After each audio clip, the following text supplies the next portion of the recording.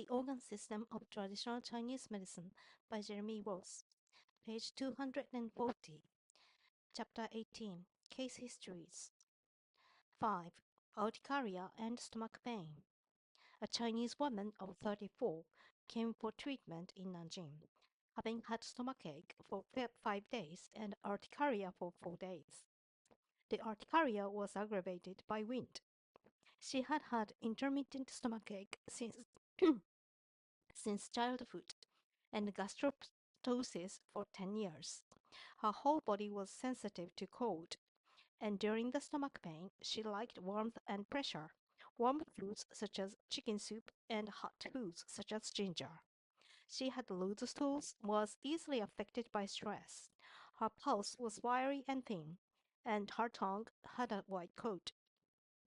Diagnosis: she had a chronic weakness of middle jaw, i.e., a chronic deficiency of qi and yang of both pi and wei, as shown by loose stools, thin pulse, and white tongue coat. This was associated with a general chronic deficiency of qi that enabled easy invasion of the body by external cold. Also, the weaker the qi, the weaker the ability of the qi to hold up the organs, and so that the worse the stomach prolapse. When the stomach was invaded by cold, it would contract, producing a stabbing pain. Warm and hot food and drink tended to dispel the cold, and so gave relief. Pressure gave relief since the condition was one of emptiness. In five-phase theory, when earth, which are P and Wei, is weak, the balance between wood and earth is upset, and wood, which are Gan and Dan, may become hyperactive. This patient was prone to uprising Ganqi, as shown by her wiry pulse and high reaction to stress. In this patient, three factors contributed to heat in Xue: Gan hyperactivity, consumption of hot foods such as chicken and ginger, and exposure to external wind. In summary, external cold had aggravated her chronic apparent pattern of internal cold in the middle jaw, resulting in stomach pain, and the warming chicken soup and ginger, which relieved her stomachache, had contributed to the urticaria. Gun hyperactivity associated with stress and exposure to external wind also contributed to the pattern of heat in Xue, with which the urticaria was associated. Treatment: the principle of treatment was to attend to the stomachache and the urticaria at the same time, the former by strengthening and warming the middle jaw to dispel cold and relieve pain, and the latter by dispelling wind and heat in Xue. For the first treatment, the following points were used: Chongwang Renmai 12, which with moxa to strengthen and warm middle jaw, dispel cold and relieve pain. Qihai Renmai 6 strengthens qi of whole body to dispel cold. Zusanli stomach 36 strengthen pi and wei. Chu qi large intestine 11, San Yin Jiao spleen 6, Chu hai spleen 10 eliminate heat in Xue. The very long needle treatment for stomach prolapse was not given to this patient. This method is useful for patients with a strong constitution, but this patient was too weak.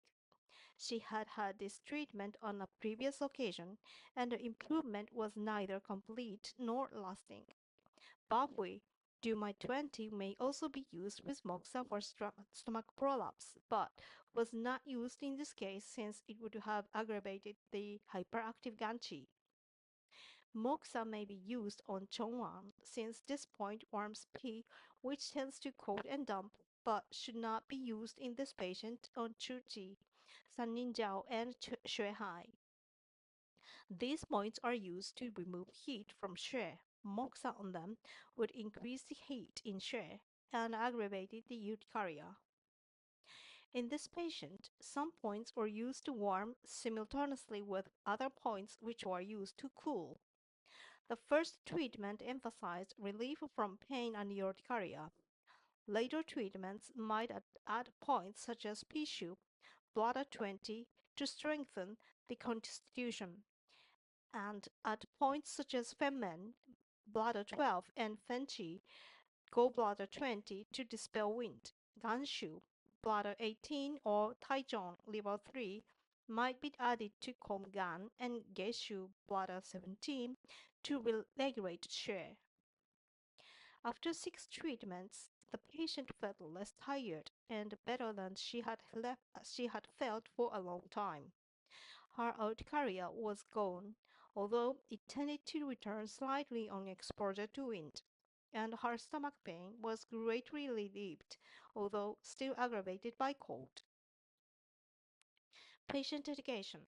This patient was advised to avoid heavy work and lifting whenever possible, to avoid exposure to external cold and to external wind, to take warm, nourishing food but not so much of the hot type, and to avoid emotional stress whenever she could. 6. Back, shoulder, breast, and respiratory system.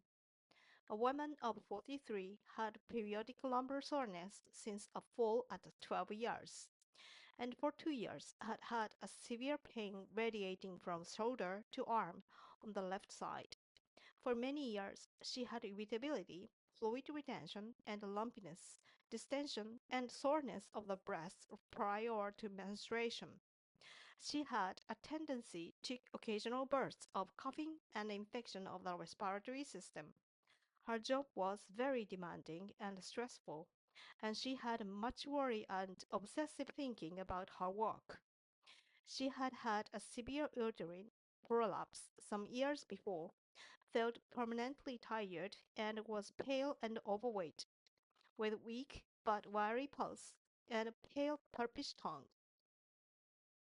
Diagnosis: the area of potential weakness of circulation of qi and xue in the lower back was activated by chronic condition of deficient qi and deficient yang. These deficiencies were indicated by the pale face and tongue, tiredness, overweight, and empty pulse. The shoulder and arm problem, due to a sprain, was slow to heal due to low levels of yin and wei qi. The constant overwork and worry led to weakness of Qi with consequent general Qi deficiency and aggravation of weakness of Fei, since Fei depends on Qi for nourishment. Poor transformation and transportation by Qi of Jingye resulted in the fluid retention, and deficient Qi Yang and subsequent inability of Qi to hold up organs resulted in the uterine prolapse. The premenstrual irritability and breast problem were due to hyperactive ganglion, resulting from emotional stress and indicated by wiry pulse, affecting the gan channel which passes through the breast. Depression of ganchi and hyperactive ganglion, indicated by purplish tongue affected by P, especially at period time, resulting in fluid retention. Weakness of Wei Qi in general and Fei Qi in particular led to a tendency to invasion of Fei by external disease factors, resulting in pattern of heat in Fei as in viral pneumonia or coughing due to impaired dispersing function of Fei. Treatment. Treatment was in 4 areas: back and general, shoulder and general, breast and fluid retention, respiratory problems. Back and general. The following points were used with even method. Sanin Jiao, spleen 6, strengthens P and Shen and regulates Gan. Pishu, bladder 20, strengthens P to produce Qi and Xue. Shenshu, bladder 23, strengthens Shen and Bak. Da Xiangshu, bladder 25, strengthens and invigorates channels of the lower back. There was a great improvement after this single treatment, both in lumbar ache and in general feeling of health. After one more such treatment, the third treatment was on the shoulders. Shoulder and general. The following points were used with even method. and the points specifically for shoulder and neck were used on the left side only. Sanninjiao, spleen 6, regulates Pi, Shen, and Gan. Taichung, liver 3, regulates Gan to dispel stagnation and pacify Yang. Binao, large intestine 14, Jugu, large intestine 16, Qiangliao, triple burner 15, invigorates circulation of qi and shui in the channels and collaterals of shoulder and arm. Chonggu, MHN31, and Qijing Shui Pang, and BW3 invigorates circulation of qi and shui in the channels and collaterals of neck and shoulder. Breast and fluid retention. When fluid retention was a problem, the following points were used with even method, and with moxa on the first 2 points only. Qi Hai, Renmai 6, invigorates qi circulation to dispel dump. Shui Fan, Renmai 9, specific point for fluid retention on Ren channel. Sannin Jiao, spleen 6, strengthen P to dispel dump. In Lin Quan, spleen 9, Taichung, liver 3, reduces invasion of P by Gan and hence strengthens P to dispel dump. When dealing with lumpiness, distension, and soreness of the breast, the following points were selected and used with even method. If distension and soreness were considerable, reducing method was used, and if soreness was severe, Taichung and Chimen were joined on the right side with electroacupuncture. Taichung, liver 3, and Chimen, liver 14, pacify hyperactive Ganyang, disperse obstruction of circulation of qi and shui in the breast. Rugen, stomach 18, regulates qi in the breast since Wei channel passes through them. Respiratory problems. When respiratory problems occurred, such point as following were used with even method, except Kong Chui, which was used with reducing method in acute situations. Kong Chui, lung 6, eliminates heat, regulates Fei Qi, helps Fei Qi's descent, especially for acute disorders. Taiyuan, lung 9, strengthens Fei, stops coughing. Zhusanli, stomach 36, strengthens Qi and Wei to produce Yin Qi and Wei Qi to nourish and protect Fei. Feishu, bladder 13, eliminates wind and heat from Fei, regulates circulation of Fei Qi and especially the dispersing function. Dachui, Dumai 14, eliminates external factors, for example, wind, cold, and heat. Patient education. The main advice to this patient was to get more rest and to find more pleasant social activity and relaxation away from the pressures and worries of the job. This was difficult at the time of the treatment since she was in the middle of selling her house and in an especially demanding phase of the job. She was recommended not to take on any further workload and to plan a reduction of work in the future. Also, when she had moved house, she was advised not to plan any great alterations and renovations until she had recovered her strength. Also, since in TCM, Gan is responsible for planning and Dan for decisions and judgments. It's best to avoid making major plans and decisions when the mind is tired and when under mental and emotional distress. 7. Debility and insomnia. A man of 32 had lack of energy and a tendency to cold feet, and yet feelings of heat in the upper body and especially the head. He suffered from insomnia, restlessness, and irritability, with occasional headaches, lower back pain, and depression. He had periodic indigestion, and his stools were loose, occasionally with particles of undigested food. His pulse was slippery and wiry yet empty, and occasionally fast. His tongue was pale and flabby. red at the edge and the tip, and with a greasy coat that was sometimes white and sometimes yellowish. Diagnosis. This is a case of chronic internal deficiency, showing some signs of deficient qi and deficient yin, and some signs of deficient cold and deficient yang. This case illustrates the principles discussed on page 22, since here is a pattern of overall deficiency of qi, in which sometimes deficient yin predominates, and at other times deficient yang predominates, and in which some zangfu are in a state of deficient yin, whilst at the same time others are tending to deficient yang. General deficient qi is indicated by the lack of energy, pale flabby tongue, and empty pulse. Deficiency of shen qi is indicated by the lumbar soreness, deficient shen yang by the cold extremities, and deficient pi qi and yang by the loose stools with occasional particles of undigested food. These signs of deficient yang and qi of shen and pi were generally aggravated by cold and tiredness from overwork. The feelings of heat in the upper body, restlessness, insomnia, irritability, occasional rapid pulse, and tongue with some areas of redness indicate deficient yin. The lumbar soreness indicates deficient yin of shen, the red sides of the tongue deficient yin of gan, and the red tip of the tongue deficient yin of shin. The headaches and wiry pulse indicate invasion of gan. The depression suggests depression of ganchi, and the periodic indigestion, empty slippery pulse and greasy tongue indicate invasion of pi by gan.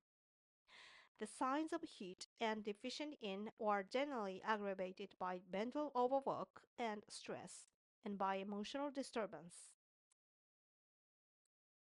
Treatment. The treatment of this patient depended on whether the deficient yin or the deficient yang was temporarily predominant. If the weather was cold and the patient tired, it was possible to strengthen the deficient yang, and even to use moxa, providing the pulse was not fast, there were no signs of heat, and that the patient was going to have a quiet time in the days following treatment.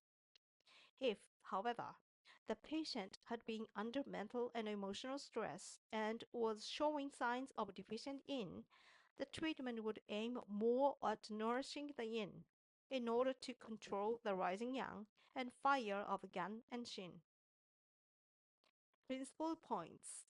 Guanyuan, Renmai 4, strengthens Shen Qi. Qi Hai, Renmai 6, strengthens Qi circulation. Zhongwang, Renmai 12, strengthens Qi of Qi and Wei. Zhu Sanli, stomach 36, strengthens Qi and Wei and regulated circulation of Qi and Xue. Shen Shu, bladder 23, strengthens Shen Qi. Pi Shu, bladder 20, strengthens Pi Qi. Gan Shu, bladder 18, removes stagnation of Gan Qi. Taichung, level 3, removes stagnation of Ganqi and pacifies hyperactive Ganyang to reduce invasion of Pi by Gan and to calm the mind. Points were selected from this group depending on the conditions and were used with even method. Deficient Yang predominates. When deficient Yang predominated, moxa was used, providing 3 or no signs of heat on Ganyuan, Qihai, Zhongwang, Zhusanli, Shenshu, and Pishu, and, in addition, Mingwen, Dumai 4. Again, even method of needling was used. Deficient yin predominates. Needles were used with even method, but with no moxa, and, in addition to points selected from the principal group, or as alternatives to them, the following points were used. Xinjiang, level 2 to pacify rising Ganyang and fire. Sanninjiao, spring 6 to strengthen yin of Shen, Pi, and Gan. Taishi, kidney 3 to nourish yin. Tongli, Part 5 to calm mind and shin, to bring down fire from head caused by mental irritation. The basic problem with such a patient in any given treatment is deciding whether to build him up or calm him down. This depends on the condition and the situation of the patient at the particular treatment. For example, one treatment of this patient was given after a prolonged bout of mental overexertion and emotional stress with general rushing about. Baifui do my 20 to calm mind by calming disordered yang and qi in the head. Intang MHN3 to clear and calm mind. Taichung liver 3 to regulate gan and calm the mind. Yongquan kidney 1 to nourish in, calm fire of gan and shin and calm the mind. Either method was used, and the patient felt drowsy and relaxed after the treatment, which was given in the evening. It would be pointless to give such a treatment to such a patient during the day, since he would simply rush off immediately afterwards at his usual hectic pace, and spoil the treatment. In this particular case, telling the patient not to rush around after the treatment would have little effect, since the habit was so deeply ingrained. Patient education. Appropriate action for the patient in this case would first and foremost be to slow down the rushed and hectic pace, and to plan periods of rest and relaxation in order to restore the deficiency of qi, yang, and yin. However, this patient's lifestyle had become so habitual and the patient's drive to overwork was so great that change in this area was both small and slow. Somewhat better progress was made in regularizing eating habits and in avoiding excess rich food and alcohol, so as to reduce the invasion of P by Yan. However, overall, this case is an example of more help being given by acupuncture than by patient education. It's possible that, in time, and especially if the patient will really overloads himself and suffers a nervous breakdown, the motivation for personal change may increase.